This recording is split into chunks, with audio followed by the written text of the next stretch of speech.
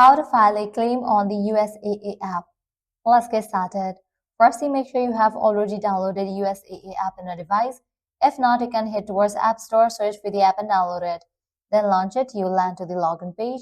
Now provide your credentials over here and then log into your account. Once logged in, tap on the menu icon, 3 horizontal lines located in the top left corner of the screen. Select Claims from the menu options.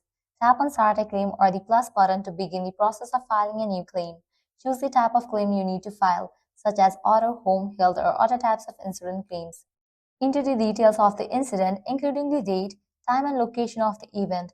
Be as specific as possible to ensure accurate processing. Attach any necessary documents such as photos of the damage, police reports, or medical bills. The app allows you to take photos directly or upload existing ones from your device.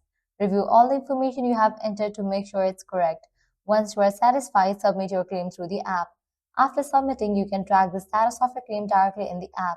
You'll receive notification and updates as your claim is processed.